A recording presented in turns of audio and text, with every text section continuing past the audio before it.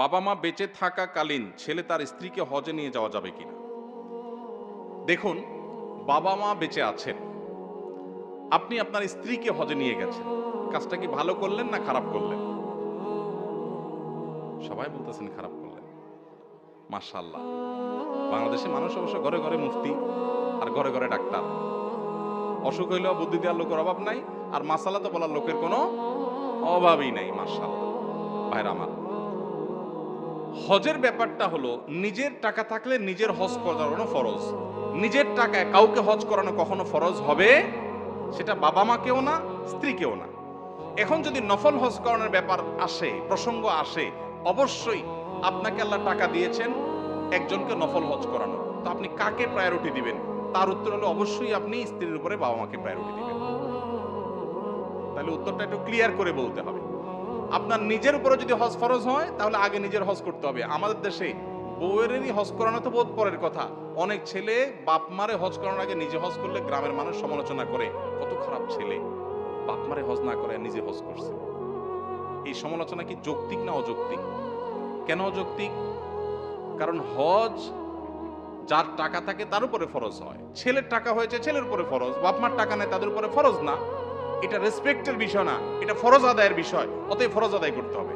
কিন্তু ছেলেরাও অনেক সময় নিজে হজ করতে চায়, বলে যে এত সকাল হজ করে ফেললে আরো তো জীবন বাকি রয়েছে, জোয়ান বয়সে হজ করে ফেললে শুনছি যে হজ করলে আর কোনো আকাম কুকাম করা যায় না, তো এত তাড়াতাড়ি হজ করে ফেললে কেমনে হবে, এখনো তো অনেক কিছু বাকি। আমি বলি, এখানে ওলামা একরাম আছেন, আমার ভুল হলে বলবেন, আমি কোরআন হাদিসে কোথাও কোনো ফিকহের কিতাবে, মাসালার কিতাবে এটা পাই নাই যে হজ করলে আর কোনো আকাম করা যাবে না। এই কথা কোনো কিতাবে লেখা নেই। কে বলছে হজ করলে আকাম করা যাবে না?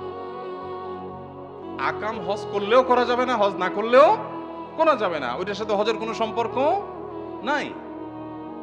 আমাদের দেশ থেকে সব বুড়া মানুষ হজ করতে যায় আর সব হারাহারি করে, এদিকে হারায় ওইদিকে যায়।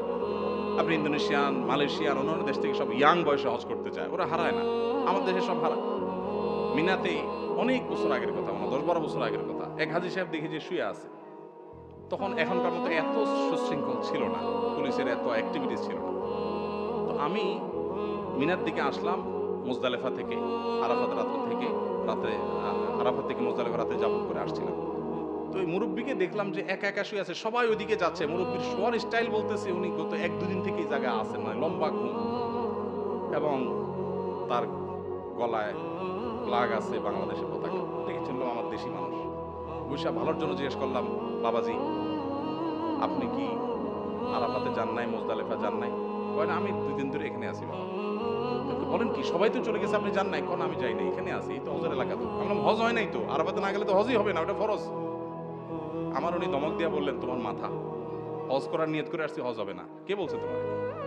আমি আর কথা না বাড়ায় দেখলাম যে যানবাজারে চলে যায়। তো বুড়া বয়সে হজ করতে গিয়ে অনেকে উল্টাপাল্টা করেন।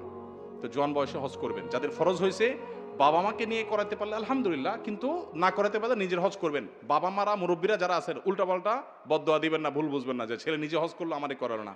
তার উপরে ফরজ হয়েছে, সে করবে। তার যদি আল্লাহ টাকা বেশি দেয় তো নিজেও করবে, বাপ মাকেও নিয়ে যাবে, সেটা ভিন্ন কথা। কিন্তু না থাকলে তারটা আগে করতে হবে, যেহেতু তারটা ফরজ হয়েছে। আপনার টাকা নেই, আপনার উপরে ফরজ না।